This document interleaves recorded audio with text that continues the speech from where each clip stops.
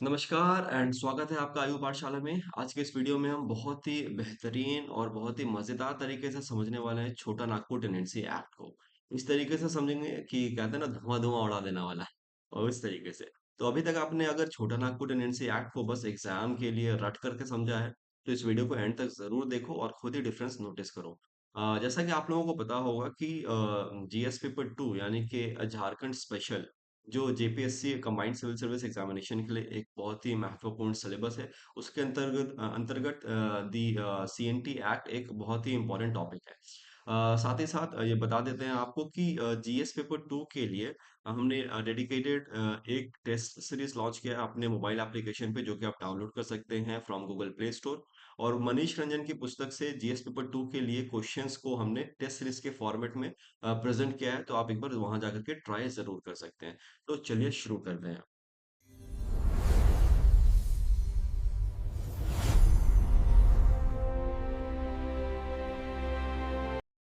तो छोटा नागपुर एक्ट यानी कि सीएनटी, छोटा नागपुर टेनेंसी एक्ट को समझने से पहले थोड़ा सा हिस्टोरिकल बैकग्राउंड समझते हैं कि किस बैकग्राउंड में इस एक्ट को लाया गया।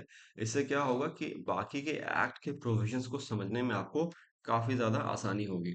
तो देखो, हम लोगों को पता है, थोड़ा सा मैं आपको कुछ ज्यादा पीछे नहीं ले जाऊंगा, मुगल राज में लेके चलता है, जहां पर आपको पता था कि कोई लैंड अगर थी, तो लैंड किसको बिलोंग करती थी किंग को बिलोंग करती थी।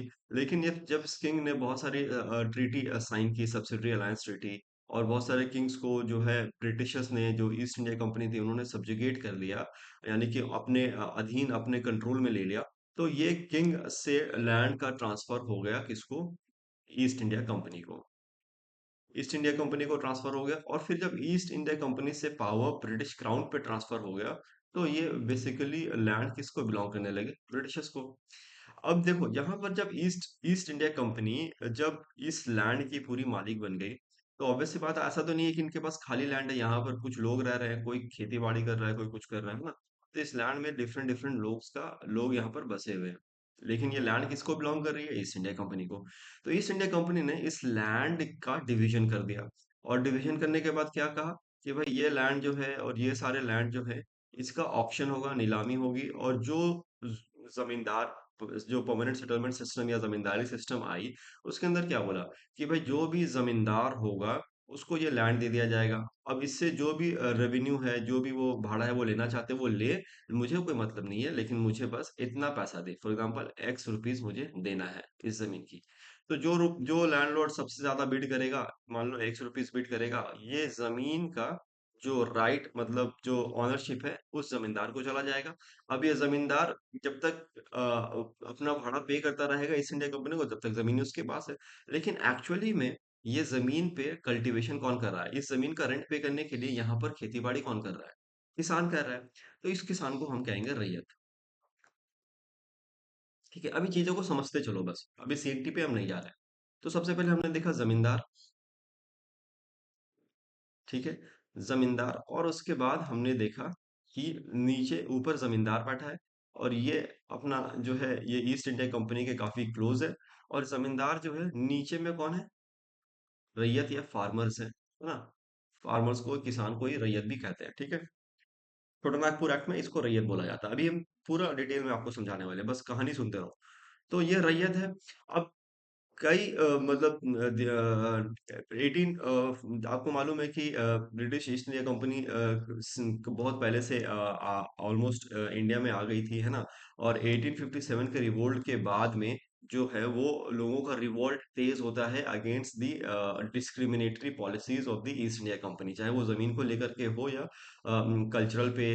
कल्चर को लेकर के हो, या और भी कस्टम या ट्रेडिशंस को लेकर के हो। तो रिवोल्ट्स होना शुरू होते हैं 1857 के बाद से, है ना। पहले भी हुए हैं, लेकिन 1857 के बाद से वो ज्यादा प्रोमिनेंट हो गए।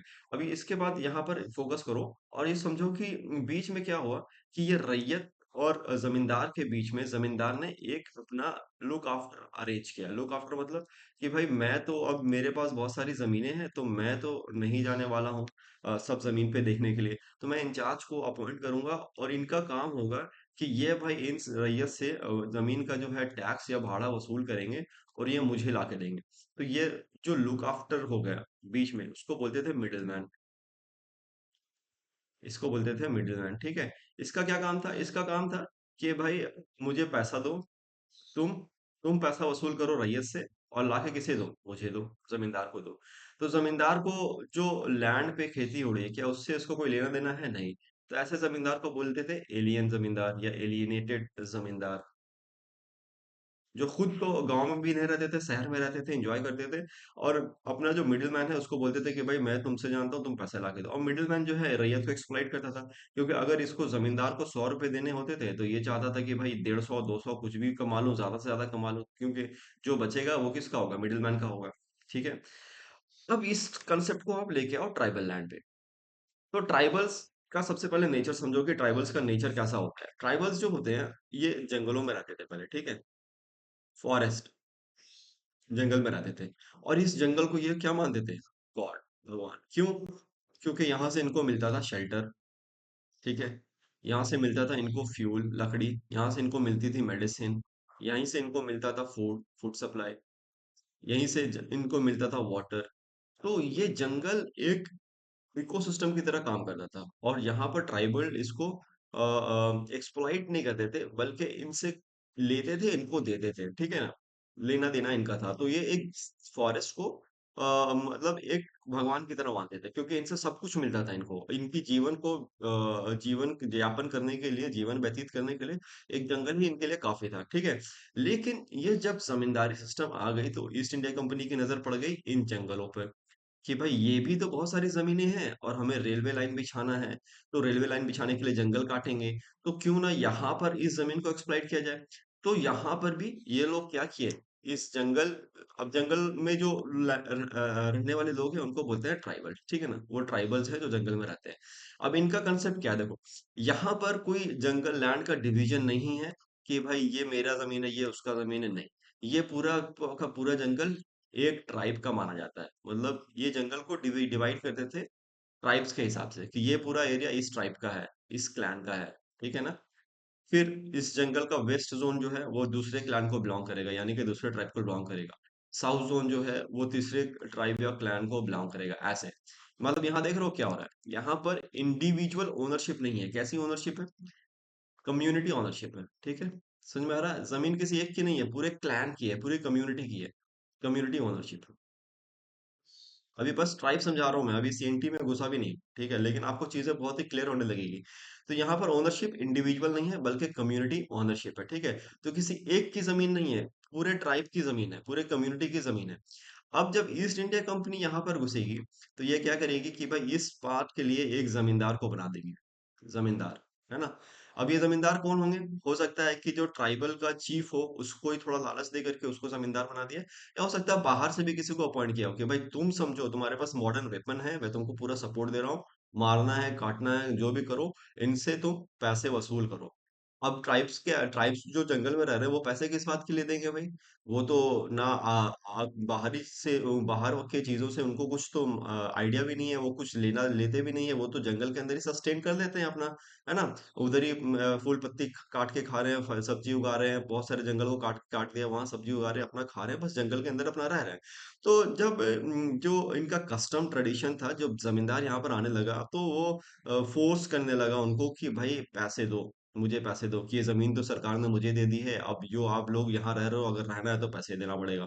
तो इस वजह से क्या हुआ कि इनको बहुत सारे लोगों ने, बहुत सारे ट्राइबल्स जो वैसे मासूम थे, उनको सेलिंग चीट कर दिया।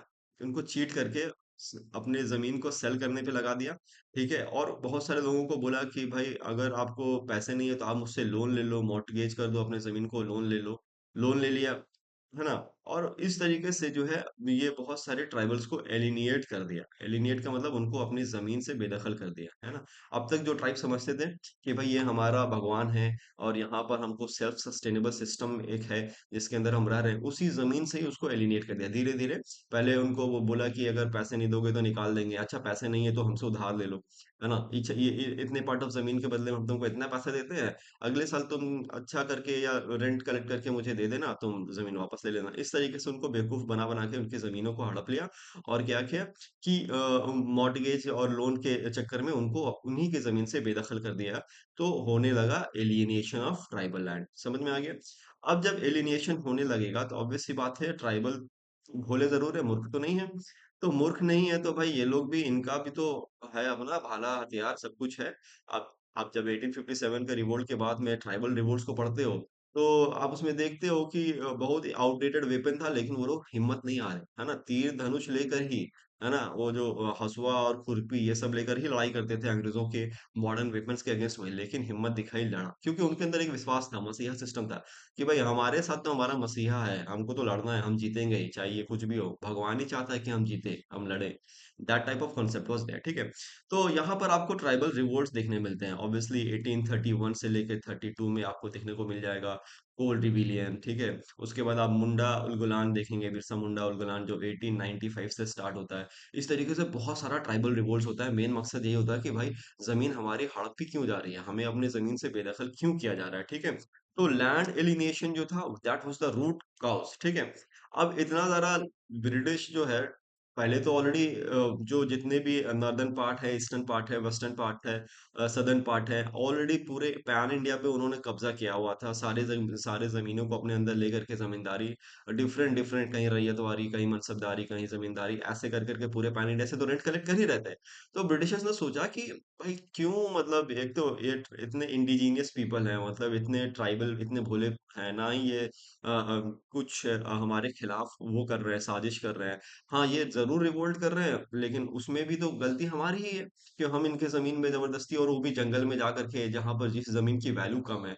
तो जंगल के अंदर कौन रहना पसंद करता है? ट्राइबल, उनके अलावा तो कोई रहता भी नहीं है। तो जिस ज़मीन की वैल्यू भी इतनी नहीं है उस टाइम के अकॉर्डिंगली, तो उसमें हम लोग इतना क्यों मार-काट कर रहे हैं, अपना मैन पावर भी वेस्ट कर रहे हैं, और प्लस हम जो ऑफिसर बैठाते हैं, जो जाता है जंगल के अंदर, मर के आता है, उसको मार देते हैं ट्राइबल पीपल। तो इस सब झमेले से अच्छा है कि क्यों ना एक ऐसा लॉ पास कर दिया जाए, जिससे जो है, जो ट्राइबल पीपल हैं उनको भी थोड़ा अच्छा फील हो, उनकी भी थोड़ी लैंड की सेफ्टी हो जाए, लैंड एलिनेशन रुक जाए, और हमारा भी कोई लॉस ना हो, ठीक है। हमारा भी कोई लॉस ना हो। यहाँ पर स्टोरी को मैं करता हूँ स्टॉप, और तभी वो इंट्रोड्यूस करते हैं 1908 में एक एक्ट, जिसको बोलते हैं छोटा नागपुर CNT, छोटा नागपुर टेनेंसी एक्ट ऑफ 1908, ठीक है। यहाँ पे स्टोरी को पॉज करता हूँ, अभी स्टोरी फिनिश नहीं हुई, आगे हम पूरा अभी स्टोरी को कंटिन्यू करेंगे। अभी तक जो भी सिस्टम पढ़ा है उस चीज को अब हम ट्राइबल एरियाज में ले आके इम्प्लीमेंट करके आप लोगों को समझाने की कोशिश करेंगे, ठीक है। तो 1908 में CNT एक्ट पास हुआ। पॉज क्यों किया गया स्टोरी, कि यहाँ पर आप कुछ पॉइंट मेंशन कर लो, ठीक है। 1908 एक्ट के अंदर जो है, इस एक्ट को पास किया गया 1908 CNT एक्ट। और इस एक्ट का ब्लूप्रिंट देते हैं जॉन, प्लीज लिख लीजिए आप लोग, जॉन एच, ये नोट्स में नहीं मिलेगा आपको, हॉफमैन, जॉन एच हॉफमैन ने इसका ब्लूप्रिंट तैयार किया था, ठीक है। इस एक्ट को एक बार अमेंड किया गया है, ये सब हम प्रीलिम्स पॉइंट ऑफ व्यू से बता रहे हैं, 2016 में, ठीक है। और ये एक्ट किस, लास्ट में जो मैंने बताया ना 1895 के अंदर में मुंडा रिवोल्ट हुआ था, या मुंडा उलगुलान हुआ था, उसी का रिजल्ट है, तो it was the result of Munda revolt. देखो, मुंडा रिवोल्ट के वजह से ही ये एक्ट को लाया गया, क्योंकि 1895 में ये रिवोल्ट बहुत ही अग्रेसिव और बोल सकते हैं कि वायलेंट तरीके से इस रिवोल्ट को अंजाम दिया गया था बाय मुंडास पीपल। तो इसीलिए आपको एक्ट के अंदर मुंडा के मुंडा ट्राइब के बारे में मेंशन मिलेगा, ठीक है। कि मुंडा खूंटकटी, जो मुंडारी खूंटकटी लैंड है, उनके लिए स्पेशली उनका एक्ट के अंदर मेंशन दिएगा, ठीक है। अभी बस इतना समझो कि ये मुंडा रिवोल्ट की वजह से इस एक्ट को लाया गया था, ठीक है। कहाँ कहाँ एप्लीकेबल होगा, तो पलामू डिवीजन में सबसे पहले लिख लो, पलामू डिवीजन। अब जिस एरिया में जो ट्राइबल रह रहे हैं, पूरा का पूरा झारखंड अभी जो आप देख रहे हो, that was not entirely the Jharkhand, that was the part of Bihar, Bihar का हिस्सा था। पूरा ही बिहार जो है वो आपका सेंटे एक्ट के अंदर तो नहीं कवर होगा। बिहार का वो क्षेत्र जहां पर ट्राइबल पीपल डोमिनेटेड थे, बहुत ज्यादा उनकी आबादी थी, उनको ही वो प्रोटेक्शन मिलेगा। बाकी एरिया तो बिहार का जो आप देखेंगे कि बहुत ही फर्टाइल लैंड था, तो उन सब में तो जंगल नहीं थे, तो जंगल वाला इलाका जो बेसिकली अभी झारखंड के अंदर है, उसको वहां पर ये एप्लीकेबल होगा। तो कहाँ कहाँ एप्लीकेबल होगा, Palamu division, north and south Chota Nagpur division, north and south Chota Nagpur division.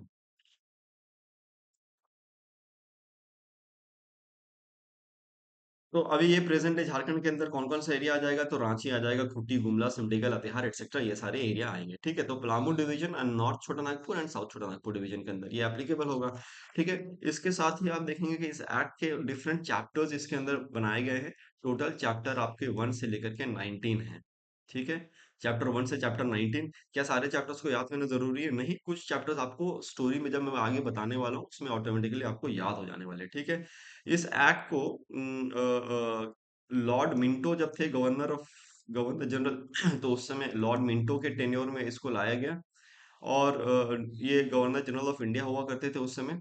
ठीक है, लॉर्ड मिंटो, क्योंकि 1908 है, आज़ादी अभी तक हमको मिली नहीं है, आज़ादी मिली 1947 में, तो अभी भी ईस्ट इंडिया कंपनी है, वो अपना पीछा छुटाने के लिए ये एक्ट लाए। तो ये हम बोल सकते हैं कि ये एक कॉलोनियल एरा एक्ट है जो अभी भी इन्फोर्स्ड है। क्लियर है? तो गवर्नमेंट ऑफ इंडिया, जो गवर्नर जनरल ऑफ इंडिया थे वो लॉर्ड मिंटो थे। और 19 अक्टूबर 1908 में इन्होंने इस एक्ट पे साइन किया। इस एक्ट पे साइन किया, और इस एक्ट को इन्फोर्स मतलब, अब एक्ट तो बन गया लेकिन लागू कब होगा? तो एक्चुअली इन्फोर्स्ड हुआ था वो 11 नवंबर 1908। ठीक है, और ये मेंशन कहाँ है? This is mentioned in section 1 of this act.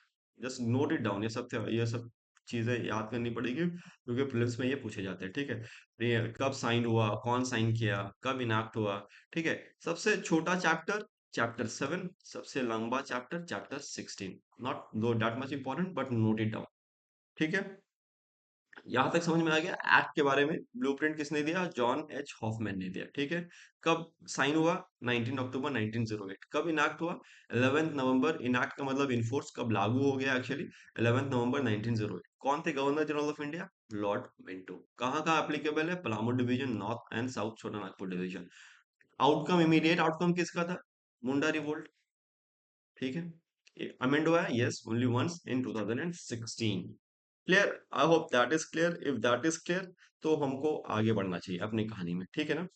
तो कहानी में आगे बढ़ते हैं और देखते हैं कि ट्राइबल या सीएनटी एक्ट के अंदर how this is applicable. Notes भी मैं आप लोगों के लिए बना के लाया हूँ, उसको भी डिस्कस करेंगे। पहले एक बार समझ तो लो कि क्या है सीएनटी, है क्या एक्चुअली।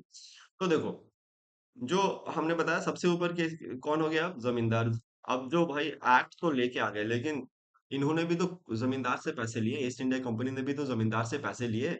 उनको जो बैठाया जमीन के ऊपर, अब उनको तो ऐसा सीधा अब निकाल नहीं सकते हैं, क्योंकि भाई वो भी एक एग्रीमेंट के थ्रू उनको बोला गया कि ये सारी जंगल की जमीनें आपकी है। तो जमींदार तो रह गई, इनको तो जबान दे दी थी ईस्ट इंडिया कंपनी ने, है ना? इनसे पैसे भी ले लिए थे इन्होंने, बिडिंग में पैसे भी मतलब ऑक्शन हुआ था, तो ये जमींदारी तो ऑक्शन के थ्रू लिए। तो इनको नहीं हटा सकते, तो बोले जमींदार तो रहेंगे ही। और जमींदार ने जो मिडिल मैन अपॉइंट किया वो भी रहेगा, स्ट्रक्चर सेम ही रहेगा। तो उस मिडिल मैन को हम सीएनटी एक्ट के अंदर बोलते हैं tenure holder. Correct? Tenure holder एक मिडिल मैन है। ठीक है, और इस टेन्योर होल्डर के नीचे आएगा रैयत। ये स्ट्रक्चर तो क्लियर है, ऑलरेडी समझा चुके हैं आपको। स्ट्रक्चर तो क्लियर है, देखो। तो इस टेन्योर होल्डर जमींदार होगा, और टेन्योर होल्डर होगा, और रैयत। टेन्योर होल्डर का मतलब जमींदार ने अपनी जमीन जो है वो किसी को दे दी कि भाई तुम समझो कैसे क्या करना है, नहीं करना है, मुझे पैसे चाहिए। ठीक है, मुझे टेन्योर आप देना है, रेंट देना है। तो और रेंट आप एक्चुअली में तो टेन्योर होल्डर रेंट लेगा नहीं, वो किससे लेगा? रैयत से लेगा। तो ऑब्वियस सी बात है, ये दोनों क्या हो गए? टेनेंट हो गए। ये टेनेंट हो गए, है ना? टेनेंट का मतलब होता है भाड़ादार, ये टेनेंट हो गए। और मकान मालिक कौन हो गया? जमीन किसकी? जमींदार की। ठीक है, अब ऐसा भी नहीं है कि सारी की सारी जमीनें जो हैं वो इन्हीं की है, जमींदारी की है। भाई ऐसा तो नहीं है ना कि पूरा का पूरा जंगली जमींदार को दे दिया। कुछ तो ऐसा पार्ट होगा जहां पर लोग जो खाली पड़ी होगी, अभी भी जमींदार उस पे नहीं गए होंगे। ठीक है ना? तो वो जो ट्राइबल लैंड है, वो ट्राइबल लैंड है, वो ट्राइबल को ही बिलोंग करेगा। ठीक है, वहां पर ऐसा मत समझना कि जमींदार जो है वो पूरे के पूरे जंगल पे ही जमींदार का कब्जा था, नहीं। कुछ पार्ट ऑफ जो लैंड जो ऑलरेडी जमींदार को 1908 से पहले पहले तक दी जा चुकी थी उनके कब्जे में, तो वो उनके पास ही रहेगी।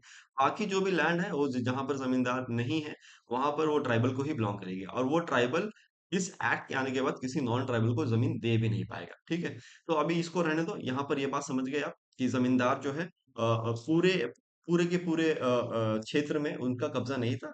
हाँ, अब जिस क्षेत्र में उनका कब्जा है ऑब्वियस सी बात है उनसे वापस भी ईस्ट इंडिया कंपनी नहीं ले सकती है, इसलिए उन्होंने जमींदार को भी मेंशन किया, उनको लैंडलॉर्ड बोलते हैं, ठीक है। आप देखो जो टेनेंट है, इनके स्पेसिफिक इनके ऊपर एक चैप्टर है एक्ट के अंदर, ठीक है। टेनेंट के ऊपर एक चैप्टर है जिसको हम बोलते हैं क्लासेस ऑफ टेनेंट। तो ये टेनेंट के अंदर, एक्ट के अंदर एक चैप्टर है क्लासेस ऑफ टेनेंट, और ये बेसिकली आप याद यहाँ पर लिख लो, चैप्टर नंबर 2। चैप्टर नंबर 1 तो ऑलरेडी डेफिनेशंस पे डिपेंड है। चैप्टर नंबर 2 जो है वो क्लासेस ऑफ टेनेंट है। टेनेंट क्या है समझ में आ गया ना आपको। अब देखो टेन्योर होल्डर जो है, ऑब्वियस सी बात है कि टेन्योर होल्डर का मतलब क्या है कि टेन्योर, किसी टेन्योर का मतलब क्या होता है, कुछ समय सीमा, मतलब 2 साल, 5 साल, 10 साल, 50 साल, 100 साल। होल्डर का मतलब तो मालूम ही है, जिनके पास वो लैंड उस सीमा के लिए दी गई है। तो ये टेन्योर होल्डर होंगे तो ऑब्वियस सी बात है कि ये इन अपना जो लैंड है इनको लीज पे डाल सकते हैं या ट्रांसफर कर सकते हैं। तो lease and transfer of holding के बारे में भी एक्ट में अलग से जिक्र है ना, वर्णन किया गया है। Lease and transfer of land, यानी कि होल्डिंग्स और टेन्योर। और ये जो मेंशन है, this is mention in chapter number 8। लिखते चलो भाई, चैप्टर 8 भी आपको याद हो गया, चैप्टर 2 भी याद हो गया, ठीक है। अभी देखो रैयत जो है, टेन्योर होल्डर के बारे में भी स्पेसिफिकली मेंशन है, टेन्योर होल्डर चैप्टर नंबर 3। तो आप यहाँ पे लिख लो कि टेन्योर होल्डर के बारे में चैप्टर नंबर 3, सिंपल लिख दो चैप्टर नंबर 3, ठीक है। यहाँ तक 3 चैप्टर तो आपको याद हो गया होगा। Tenant chapter number, classes of tenant chapter number 2, tenure holder chapter number 3, और जो lease and transfer of holding of tenure है वो किस पे बिलोंग करता है, चैप्टर नंबर 8। तो 3 और 8 का सिमिलरिटी देख करके आप याद कर सकते हो, है ना। आधा एट आधा कर दो 20 से तो चैप्टर 3 बन जाएगा, और 8, तो chapter 3 and chapter 8 is related to tenure. Tenure holder के बारे में चैप्टर 3 के अंदर है। फिर आने वाले आगे चैप्टर्स में वो अपनी होल्डिंग्स को कैसे लीज में दे सकता है, ट्रांसफर कर सकता है, उसके बारे में बात की गई है, ठीक है। तो यहाँ तक अभी तक कोई कंफ्यूजन नहीं है, होना चाहिए मेरे हिसाब से। अभी तक तो कुछ बताया भी नहीं है, सिंपल ये स्ट्रक्चर ही को मैंने डिफाइन किया है ना। अब देखो और एक चीज, चीजों समझ लो। पहले तो मैंने ये बताया कि भाई ये जंगल है, ठीक है, ओके, ऑब्वियस सी बात है जंगल है, पेड़ पौधे लगे हैं यहाँ पर, मान लो फॉर एग्जाम्पल यहाँ पर कोई एक ट्राइब आती है, एग्जाम्पल में ले लो, मुंडा ट्राइब, बोल लेता हूँ मैं, एग्जाम्पल है, और भी बहुत सारी ट्राइब होंगी, ठीक है। मुंडा मुंडा ट्राइब को ले लेता हूँ क्योंकि आज के बारे में मुंडा के बारे में स्पेशल बोला गया है। अब देखो ये ट्राइब आई, इस पर्टिकुलर एरिया को इन्होंने जंगल को काट दिया। क्यों? क्योंकि भाई ऐसा तो नहीं है कि ट्राइब्स हैं लेकिन इनको खेती बाड़ी के बारे में कुछ आइडिया नहीं है। खेती बाड़ी तो वैदिक एज से ही शुरू हो गया, तभी से सबको खेती बाड़ी के बारे में पता है। तो अब ये जंगल में रह रहे हैं, लेकिन कब तक खाली फल खाएंगे, सब्जी भी तो उगाना है, कुछ कुछ उगाना भी तो है, उपजाऊ भी करना है, तो जंगल को काटा। यहाँ से इतने जंगल को काट दिया, जंगल को इतने काट करके इन्होंने इस पे कल्टीवेशन शुरू किया, कल्टीवेशन शुरू किया, ठीक है। तो इस पार्ट में अब ये, अब 1908 में एक्ट आता है, ठीक है। लेकिन ये जंगल ऐसा तो नहीं 1908 में ही काटे होंगे, ये तो बहुत पहले काटे होंगे भाई, हो सकता है 1600, 1500, 1400 ईस्वी से ही काट रहे होंगे, जब मुगल का दौर होगा उस समय भी ट्राइबल थे, है ना, तो उस टाइम से भी हो सकता है काट रहे होंगे। तो ऐसे लैंड जो के जंगल काट करके उनको कल्टीवेशन लैंड में कन्वर्ट किया गया, उसको बोलते हैं खूंट कट्टी लैंड, ठीक है। खूंट कट्टी लैंड। तो खूंट कट्टी लैंड, खूंट का मतलब क्या होता है, क्लैन। क्लैन मतलब फैमिली या क्लैन बोल दो। एक खूंट, किस खूंट के हो तुम, है ना, सुनते हो ना, समझते हो ना, खूंट। खूंट मतलब होता है कि डिसेंडेंट, क्लैन का पूरा डिसेंडेंट, हेरिटेज तक ऊपर तक चले जाओ, दादा परदादा ऐसा करके खूंट पूरा बन गया है ना। तो खूंट है वो। तो इसका मतलब ये है कि ऐसे लैंड जिसको, अब ये जो मुंडा ट्राइब हो गई, ये तो ओरिजिनली वो तो फाउंडर ऑफ दैट प्लेस हो गए ना, क्योंकि जंगल था, इन्होंने काटा। अब ये कांटे, ये रहे, मर गए, इनके बाद इनके बच्चे हुए, वो भी मर गए, उनके बच्चे हो गए, वो भी मर गए, उनके बच्चे हो गए, ऐसे कंटिन्यू चलता रहा, डिसेंडेंट चलता रहा। तो यहाँ पर जो एंड में जो लोग हैं, है ना, जो रहे, और वो बता रहे हैं कि भाई मैं मुंडा ट्राइब से बिलोंग करता हूँ, और मेरे ही पूर्वज ने ये जमीन काट करके, जंगल काट करके, साफ करके यहाँ पर खेती बाड़ी की, कल्टीवेशन किया। तो मैं हूँ मुंडारी खूंटकट्टी, ठीक है, मुंडारी खूंटकट्टी। तो इस जमीन को हम कहेंगे मुंडारी खूंटकट्टी लैंड। क्यों? क्योंकि मैं मुंडा ट्राइब से बिलोंग करता हूँ। और अगर मुंडा ट्राइब से बिलोंग नहीं करता हूँ तो खूंटकट्टी लैंड, ठीक है। खूंटकट्टी का मतलब जो ओरिजिनल इनहेबिटेंट थे, जो ओरिजिनली जंगल को काट करके वहां कल्टीवेशन किए, वैसे लैंड को हम कहेंगे खूंटकट्टी लैंड, ठीक है। तो इस एक्ट के अंदर पहले तो आप लैंड का डिवीजन समझ लो कि जमीनों को दो मेजर पार्ट में डिवाइड किया गया है। दो मेजर पार्ट, इसको मैं रब कर दूं, रब कर देता हूँ ना, थोड़ा सा स्पेस बना लेता हूँ, चलो। तो जमीन को बेसिकली दो मेजर पार्ट में डिवाइड किया गया। एक बोला गया कम्युनिटी ओनरशिप। कम्युनिटी ओनरशिप, ठीक है। जो अभी भी मेनली ट्राइबल्स पीपल जो है, क्लैन के पास में ओनरशिप है, किसी एक इंडिविजुअल के पास में नहीं है। और दूसरा, मेजरली ये एक्ट के अंदर नहीं बोला गया कम्युनिटी ओनरशिप, मैं आपको समझाने के लिए बता रहा हूँ, ठीक है। मतलब ऐसा एक्ट के अंदर कैटेगराइजेशन ऑफ लैंड नहीं, एक्ट के अंदर तो चार कैटेगरीज ऑफ लैंड डिवाइड किए गए हैं। मैं आपको ऐसे ही समझाने के लिए बता रहा हूँ कि इंडिविजुअल ओनरशिप, ठीक है। तो एक हो गया कलेक्टिव ओनरशिप, एक हो गया इंडिविजुअल ओनरशिप। अब देखो, कलेक्टिव ओनरशिप या कम्युनिटी ओनरशिप, इसको कलेक्टिव भी लिख सकते हैं। इसके अंदर तो ऑब्वियस सी बात है कि पहला लैंड जो आएगा, फर्स्ट कैटेगरी, वो होगा खूंट कट्टी लैंड। क्योंकि यही लैंड है जो बिल्कुल एक ट्राइब को बिलोंग करती है। वही आए, जंगल को काट करके साफ किया और वहां पर खेती बाड़ी की और वहां बस गए। तो ऐसा लैंड को हम खूंट कट्टी लैंड बोलेंगे। और इसी में एक डेडिकेटेड बोला गया है मुंडारी खूंट कट्टी लैंड। जो अगर ये मुंडा ट्राइब से बिलोंग करता है तो उसको हम बोलेंगे मुंडारी खूंट कट्टी लैंड। कोई दिक्कत? मुंडारी का क्यों? क्योंकि मुंडा रिवोल्ट का ही आउटपुट था, तो उसमें मुंडा को तो स्पेशल प्रिविलेज देना पड़ेगा, अदरवाइज वो सब जो लड़ रहे थे उनका क्या लगेगा कि भाई आपने मेरे लिए कुछ तो स्पेशल किया नहीं। तो इसलिए उनका स्पेशल से उनका नाम है, स्पेशल राइट्स दिया गया है, मुंडारी खूंट कट्टी लैंड। ठीक है, डन। अब मुंडारी खूंट कट्टी लैंड के ऊपर में अलग से एक डेडिकेटेड चैप्टर है, जहां पर प्रोहिबिट किया गया कि आप लैंड को सेल नहीं कर सकते, मॉर्टिगेज नहीं कर सकते। तो आप मुंडारी खुदकट्टी के लैंड के ऊपर में चैप्टर नंबर 18 याद कर सकते हो, special provision to the Mundari khuntkatti land, chapter 18। ठीक है। अब इंडिविजुअल ओनरशिप के अंदर में देखो, इंडिविजुअल ओनरशिप मतलब क्या, रैयत के पास में जो लैंड हो, है ना, जो एक किसान है, भाई मैं कभी, ये मेरी लैंड जो है कभी पूर्वजों को बिलोंग करती थी, लेकिन अभी मैं बता भी नहीं पा रहा हूँ, क्योंकि हो सकता है कि मेरे फादर ने किसी नॉन ट्राइबल से शादी कर ली और उस तरीके से मैं अपना डिसेंडेंट को स्टैब्लिश नहीं कर पा रहा हूँ। तो ऑब्वियस सी बात है कि मैं, कम्युनिटी को लैंड तो मेरा नहीं बिलोंग करेगा। तो कम्युनिटी को लॉन्ग लैंड बिलोंग नहीं करेगा, अब इसका मतलब ये है कि भाई जमीन तो मेरी है, तो मैं इंडिविजुअल ऑनर हो गया हूँ, मैं रैयत, तो वो रैयत ही जो होगा वो होगा इंडिविजुअल ऑनर, ठीक है, इंडिविजुअल ऑनर। तो रैयत जो है, जो रैयती लैंड्स हैं, यानी कि रैयत का जो लैंड्स है, that will B also that will B also different types of रैयत होंगे, ठीक है। तो रैयत मतलब क्यों डिफरेंट टाइप्स ऑफ रैयत होंगे उसके बारे में भी बात करेंगे। लेकिन पहले समझ लो कि इंडिविजुअल ओनरशिप ऑफ लैंड किसके पास होगी, रैयत के पास होगी। और रैयत कौन है? रैयत भी तो टेनेंट है। रैयत कौन है? टेनेंट है ना। रैयत और टेन्योर होल्डर दोनों के पास जमीन नहीं का ओनरशिप नहीं है ना, ये बस टेनेंट की तरह है, लैंड को ऑक्यूपाई किए हैं, बस लैंड का ओनरशिप इनके पास नहीं है, लैंड की ऑक्यूपेंसी इनके पास है, ठीक है। तो रैयती लैंड्स के अंदर जो पहले रैयत होंगे उनको बोलते हैं ऑक्यूपेंसी रैयत। ऑक्यूपेंसी रैयत मतलब, ऑक्यूपेंसी रहियत मतलब इनके पास जमीन की अधिकार है, ऑक्यूपाई करने का अधिकार है।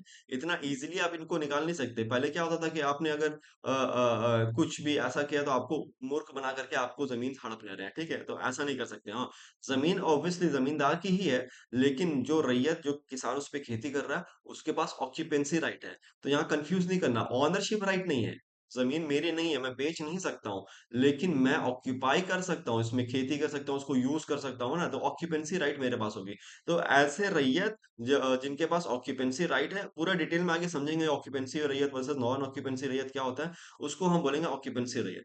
ऑक्यूपेंसी रैयत, और ये इसका जो है जिक्र किया गया है चैप्टर नंबर 4 में, चैप्टर नंबर 4 में, ठीक है। उसके बाद दूसरा आ जाओ, ऊपर एक चीज और बताना मिस हो गया, बता दूंगा मैं, अभी रुक जाओ, इसको पहले कंप्लीट कर लेते हैं। दूसरा होगा रैयत हैविंग खूंट कट्टी राइट। लिख लो, अभी एक्सप्लेन कर देता हूँ, हाँ? अभी एक्ट के अंदर हम जाएंगे चैप्टर बाई चैप्टर, मतलब अभी समझ लो। रैयत हैविंग के राइट्स, यानी कि खूंट खूंट कट्टी राइट्स, और इसका भी डेडिकेटेड जिक्र किया गया है इन चैप्टर नंबर 5। उसके बाद आ जाओ तीसरा कैटेगरी, जिसको हम बोलते हैं non occupancy right. Non occupancy रैयत, नॉन ऑक्यूपेंसी रैयत का मतलब ऑब्वियसली बात समझ गए, जिसके पास ऑक्यूपेंसी राइट्स नहीं होंगे उनको निकाला जा सकता है उनकी जमीनों से, उनको बोलेंगे नॉन ऑक्यूपेंसी रैयत। और इनके बारे भी क्लियर कट जिक्र किया गया है चैप्टर नंबर 6 में। ठीक है।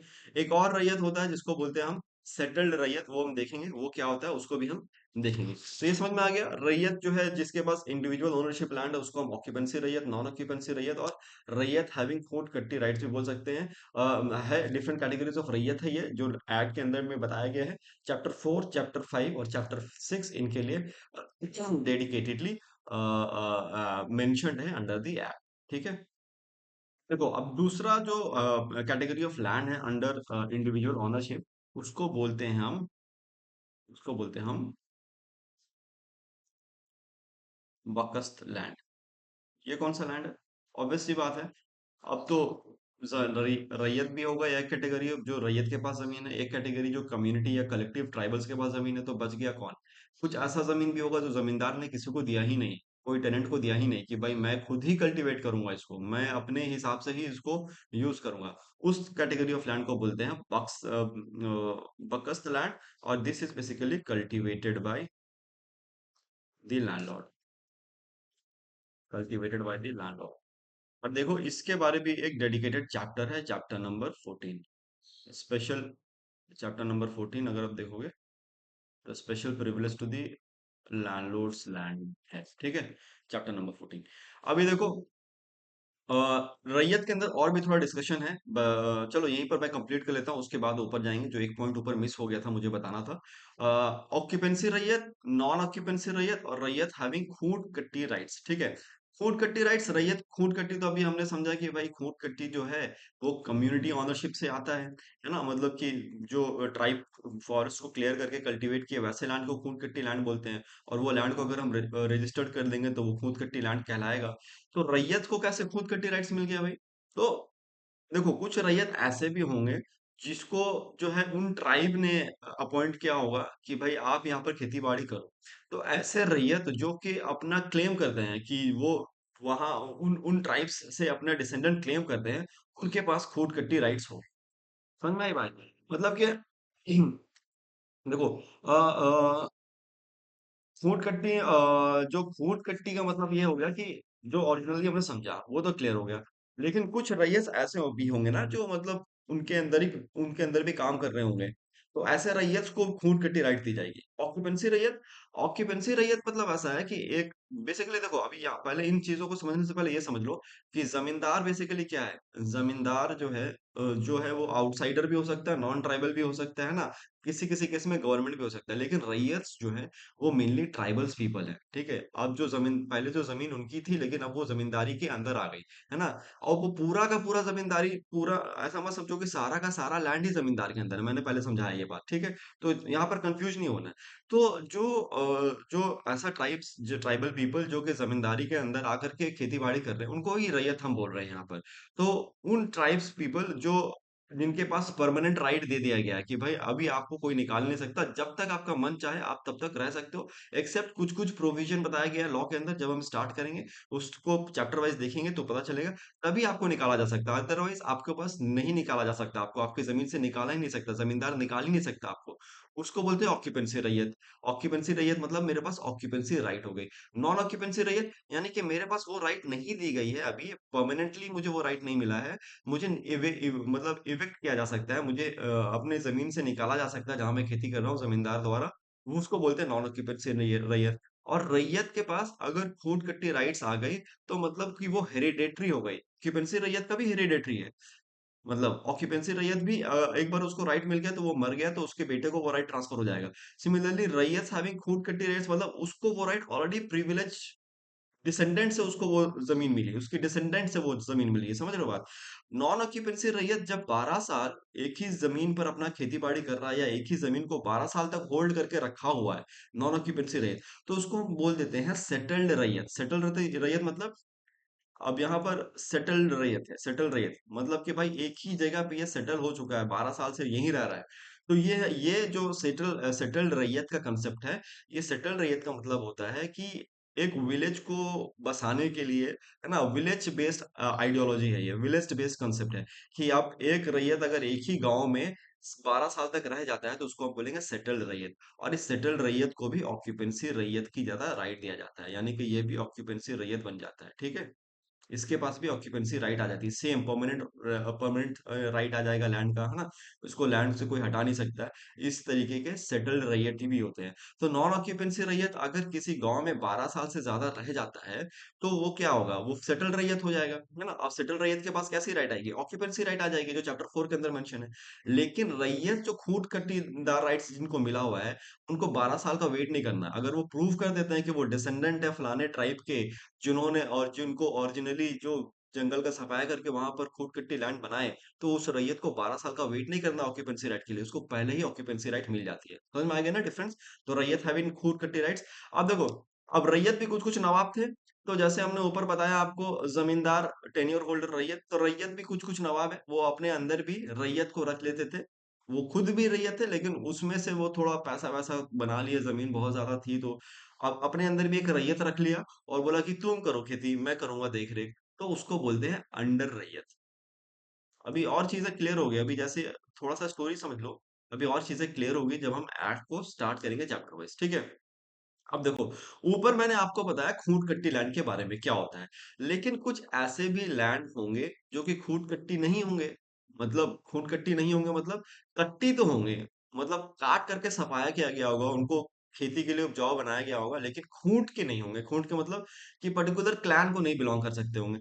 तो कुछ कुछ लैंड ऐसे होंगे जो इंडिविजुअल रैयत होगा, मतलब मैं हूँ रैयत, मैं ट्राइबल हूँ, मैं किसान हूँ, मैं किसी पर्टिकुलर, मैं ट्राइब तो हूँ, लेकिन मैं ओरिजिनली उस वहां का ट्राइब नहीं हूँ, डिसेंडेंट ट्राइब नहीं हूँ।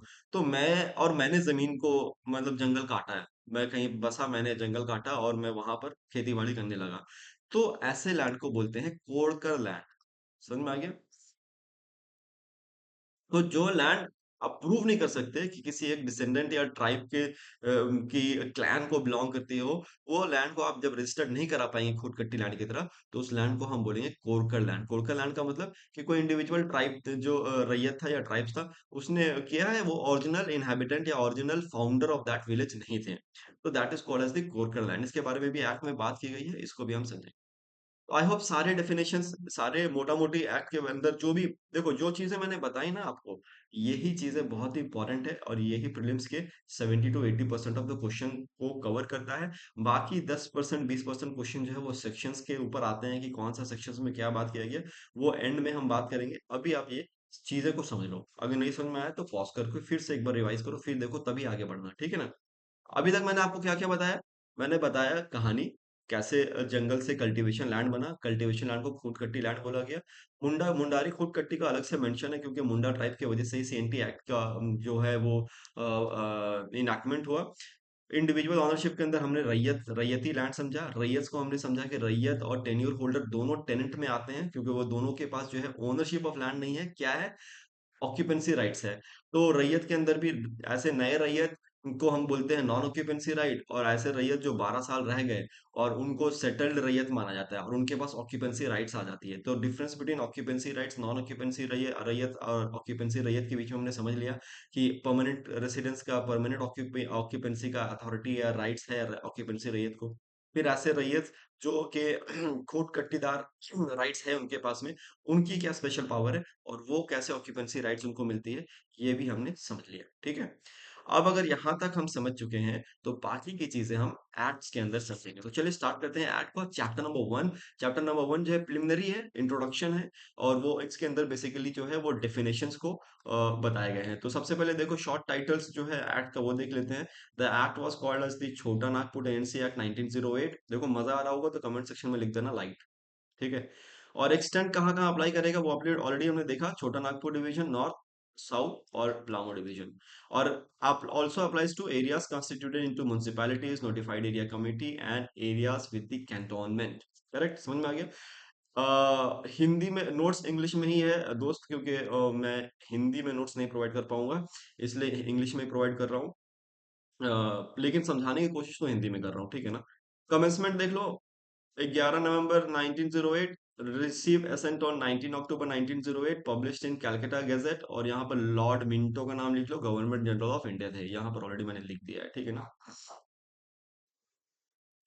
एक्सटेंशन तो मानभूम छोटा नागपुर पलामू डिवीजन में था, लेकिन मानभूम में इसको एक्सटेंड किया गया, तो certain section extended to parganas, Barabhum and Patkum that is Manbhum district in 1908। Entire act को एक्सटेंड कर दिया गया इन एरिया में 1909। ठीक है। ओरिजिनली एक्ट कहाँ कहाँ लागू होता था? पलामू और छोटानागपुर में। बाद में इसको बाराभूम और पटकुम यानी कि मानभूम डिस्ट्रिक्ट में 1909 में पूरे एक्ट को एक्सटेंड कर दिया गया। ठीक है। चैप्टर नंबर 1 की बात करते हैं। हमने देखा 1 से लेकर 19 चैप्टर्स है। तो चैप्टर नंबर 1 में बात करेंगे इंपॉर्टेंट डेफिनेशंस की। अ, क्या मैं इसको दो पार्ट में कवर करूं? ज्यादा बड़ा हो जाएगा ना। चलो देखते हैं कहाँ तक चलते हैं, उसके बाद डिसाइड करेंगे। तो एग्रीकल्चरल ईयर, हाँ, एग्रीकल्चर डेफिनेशंस क्या है? देखो, अब जो मैं टेनेंट हूँ, मैं भाड़ादार हूँ, तो ऑब्वियस सी बात है मुझे भाड़ा तो देना होगा।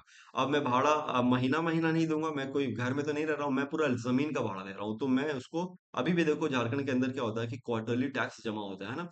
तो उसी तरीके से जो टेनेंट है वो अब अगर लैंडलॉर्ड गवर्नमेंट है तो गवर्नमेंट को पे करेंगे, और लैंडलॉर्ड अगर गवर्नमेंट नहीं है, जमींदार है, या कोई ट्राइबल चीफ है, तो हम उसको पे करेंगे। लेकिन अब भाड़ा तो पे करना है, तो उसके लिए हमें साल की शुरुआत यानी कि जैसे फाइनेंशियल ईयर हम स्टार्ट करते हैं मार्च से, स्टार्ट होता है अप्रैल पे खत्म होता है, उसी तरीके से एग्रीकल्चरल ईयर बोला जाता है ट्राइबल्स में, कि खेती का सीजन कब आपने खेती शुरू किया, कब खत्म किया। अब खेती आपने खत्म कर लिया, जो पैसा आया बताओ भाई कितना दोगे, है ना। तो उसको एग्रीकल्चरल ईयर बोला जाता है। तो एग्रीकल्चरल ईयर जो है वो लोकल एरिया के हिसाब से आप डिफाइन कर सकते हो, the year prevailing in the local area of the agricultural purpose. और अगर स्टेट गवर्नमेंट ही लैंडलॉर्ड है, तो स्टेट गवर्नमेंट का तो एग्रीकल्चरल ईयर आपका फाइनेंशियल ईयर से स्टार्ट होगा, यानी कि 1 अप्रैल। और स्टेट गवर्नमेंट में notify the beginning and ending dates of the agricultural year. ठीक है। अब भाड़ा भी देना है आपको, वो भी देखेंगे कि आप किस्तों में भाड़ा दे सकते हो, है ना, क्वार्टरली भाड़ा दे सकते हो। अब देखो, भुगत बंधा मॉर्गेज मतलब transfer of tenant interest in is tenancy for securing repayment of land loan is deemed repaid through the profits from let down during the mortgage period. मतलब मैं टेन्योर होल्डर हूं, तो मैं बंधक में लगा सकता हूँ, उसके भी कुछ कंडीशन आने वाले प्रोविजंस में देखेंगे। लेकिन यहाँ पर ये समझो कि भुगत बंधा मॉर्गेज का मतलब है कि मैंने अपनी लैंड को टेम्परेरली बंधक डाल दिया है, उससे जो पैसा आएगा मैं उसके थ्रू अपना लोन चुका दूंगा। ठीक है। बोर्ड का मतलब क्या होता है? Revenue board. और बैंक का मतलब क्या होगा? अगर ऐप में कहीं पर भी बैंक बोला गया होगा, तो इसका मतलब होगा बैंकिंग कंपनी, जो कि बैंकिंग रेगुलेशन एक्ट के अंतर्गत आती हो। State bank of India obviously बात आएगी, नेशनलाइज्ड बैंक जितने भी हैं वो आएंगे, आरआरबीज आएंगे यानी कि रीजनल रूरल बैंक आएंगे, और agricultural refinance and development corporation ARDC भी आएगा। ठीक है। तो बैंक मतलब एक यहाँ पर इंक्लूड कर दे, मतलब इतना जरूरी भी नहीं है, बैंक का मतलब बैंक भी समझोगे तो चले। सर्टिफिकेट ऑफिसर तो देना होगा ना भाई, जमीन मैंने भाड़े पे चढ़ाई है यानी कि लीज पे दी है किसी को, तो उसका सर्टिफिकेट लगेगा। तो certificate officer defined under the Bihar and Orissa public demand recovery act 1914। Civil jail में मैं डिस्कस नहीं करने वाला हूँ, जेल तो आपको पता ही है। कमिश्नर एंड जुडिशियल कमिश्नर, अच्छा, अब कुछ भी एक्ट अगर पास होता है ना, तो उसके अंदर एक ऑफिसर को अपॉइंट किया जाता है, नॉमिनेट किया जाता है, कि भाई देख रेख कौन करेगा कि एक्ट सही से लागू हो रहा है कि नहीं। और अगर कोई ऐसा आ गया कल को बोलने के लिए कि भैया देखो यहाँ पर एक्ट लागू नहीं किया गया, मुझे जबरदस्ती मेरे जमीन से निकाल दिया गया, आप तो बोल रहे हैं कि मैं ऑक्यूपेंसी रैयत हूँ, मुझे पूरा अधिकार मिलेगा, पर मुझे तो निकाल दिया जमीन से, ऐसा कैसे? तो ये सब मसला कौन सुलझाएगा? तो एक्ट के अंदर अथॉरिटी दी गई है कमिश्नर, डिप्टी कमिश्नर, डीसी को। ठीक है। तो कमिश्नर एंड जुडिशियल कमिश्नर का मतलब है any person empowered by the state government. Obviously बात है, जो स्टेट गवर्नमेंट जिसको अपॉइंट करेगा, that will be considered as the responsible for the act. Generally जो है वो डिप्टी कमिश्नर को ही अपॉइंट करते हैं as the caretaker of this act for the implementation of this act. तो deputy commissioner includes revenue officer of or deputy collector specially empowered deputy collector to whom powers are transferred। तो deputy commissioner जो है वो mainly DC होता है, या revenue officer को भी किसी किसी टाइम पे अपॉइंट कर सकते हैं, दैट डिपेंड्स। ठीक है। तो यहाँ पर आपको चैप्टर 1 में ज्यादा कुछ टेंशन लेने वाली बात नहीं है, सिर्फ डेफिनेशंस बताए गए हैं। ठीक है ना। तो अब चैप्टर 2 देखते हैं हम लोग, लेकिन वीडियो थोड़ा ज्यादा लंबा हो रहा है, तो आई होप यहाँ पर पॉज करते हैं और इसको सेकंड पार्ट में लेके आते हैं, बाकी चैप्टर 2, क्योंकि अब जो बच गया है वो जल्दी जल्दी हम लोग कंप्लीट करेंगे, क्योंकि आपने बैकग्राउंड समझ लिया है एक बार। एक्ट का क्या उद्देश्य था इसको एक्ट को लाने के लिए, वो आप समझ चुके हैं। तो अभी ज्यादा प्रॉब्लम नहीं होगा, रेंट को लेकर के बात करना है कि रेंट कैसे देना है, क्या देना है, क्या पावर्स होंगे डिप्टी कमिश्नर्स के, है ना, वो सब चीजें देखने तो ज्यादा मुश्किल नहीं होगी, और सेक्शन वाइज हम समझेंगे तो आपको याद भी होता रहेगा। ठीक है। तो मिलते हैं नेक्स्ट वीडियो में। Please please if you have not subscribed yet, please subscribe, and let us meet in the next video.